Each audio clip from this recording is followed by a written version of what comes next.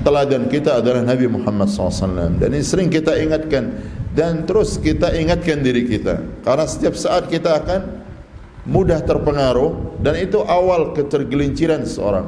Begitu hati kita tidak menjadikan Nabi Muhammad SAW sebagai teladan, sebagai panutan, maka manusia itu akan condong hatinya mencari keteladanan dari yang lain, baik dia laki-laki ataupun wanita, baik dia muslim atau muslimah.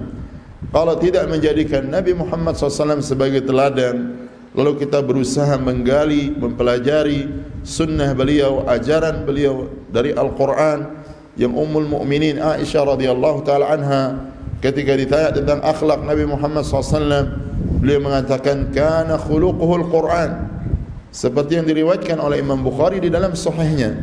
Dan para ulama menjelaskan bahwa Al-Quran itu adalah akhlak Nabi Muhammad SAW. Artinya apa yang Allah perintahkan di dalam Al-Quran, maka dia Nabi Muhammad SAW orang yang paling pertama melaksanakannya. Dan apa yang Allah larang di dalam Al-Quran, maka beliau Nabi Muhammad SAW yang paling pertama meninggalkannya. Jadi kita harus ada di dalam hati kita bahwa panutan kita yang utama dan tidak boleh tergantikan.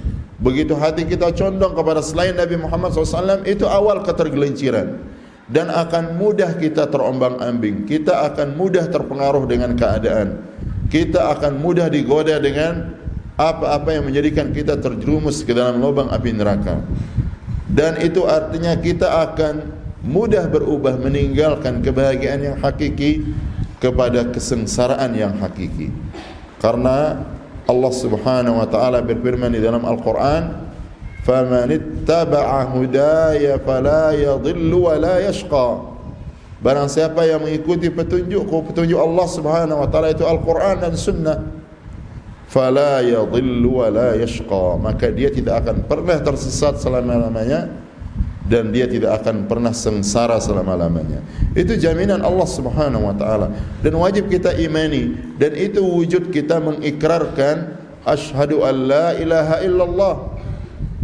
Lalu kita ittiba kepada Nabi Muhammad SAW, bertahan, berjuang mengikuti Nabi Muhammad SAW dengan mempelajarinya, berusaha mengamalkan ajarannya, sunnahnya, sebagai wujud kita bersaksi dengan persaksian wa asyhadu anna Muhammadar Rasulullah. Ya. Dan ini tidak ada pilihan. Tidak bisa kita mengatakan oh kita ambil dari Al-Quran dan Sunnah, kita ambil juga yang dari lainnya, dari ajaran manusia, dari tidak bisa. Begitu kita bergeser kepada yang lain, maka Allah akan cabut hidayah bagi kita mengikuti Al-Quran dan Sunnah. Oleh karena itu Nabi Muhammad SAW ketika didatangi oleh sahabat Umar bin Khattab radhiyallahu ta'ala anhu, kemudian sahabat Umar membawakan kepada beliau beberapa lembaran kitab Taurat. Kitab Taurat adalah kitab yang diturunkan kepada Nabi Musa alaihissalam, dan beliau perlihatkan kalimat-kalimat yang baik yang ada di dalam Taurat kepada Nabi Muhammad SAW. Nabi Muhammad SAW langsung merah mukanya, beliau marah. Kemudian beliau mengatakan, "Awa mutahawwiqu ya Ibn al-Khattab?" Apakah kamu ragu wahai Ibn al-Khattab, wahai Umar? Kemudian beliau mengatakan, "Law kana Musa hayyan ma wasi'ahu illa ittiba'i." Andaikan Nabi Musa alaihi salam masih hidup saat ini, tidak ada pilihan bagi dia kecuali mengikuti aku, mengikuti Nabi Muhammad SAW. Kalau Nabi Musa saja yang dia ulul azmi minar rusul, wajib mengikuti Nabi Muhammad SAW. Andaikan beliau dihidupkan saat ini, dan dia harus mengikuti Al-Quran dan bukan mengikuti ajaran yang beliau bawa dahulu, karena itu sudah terhapus dengan datangnya Al-Quranul Karim. Maka bagaimana dengan kita yang bukan Nabi dan bukan Rasul, yang kita ini hidup di zaman setelah diutusnya Nabi Muhammad SAW? Maka kita lebih harus lagi untuk memilih Nabi Muhammad sallallahu alaihi wasallam. Dan inilah rahasia istiqamah seseorang, dan juga di antara sebab kenapa orang itu mudah tergelincir, mudah terpengaruh ya, selama 6 tahun, 7 tahun, 8 tahun dia menuntut ilmu, bahkan 10 tahun.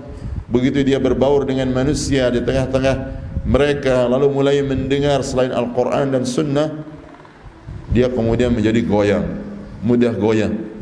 Kenapa? Karena dia tidak memasukkan keyakinan yang utuh dan kuat itu di dalam hatinya, bahwa dia hanya mengikuti hidayah dari Allah, yaitu Al-Quran dan Sunnah, dan dia hanya mengikuti panutan satu-satunya, teladan satu-satunya, yaitu Nabi Muhammad sallallahu alaihi wasallam.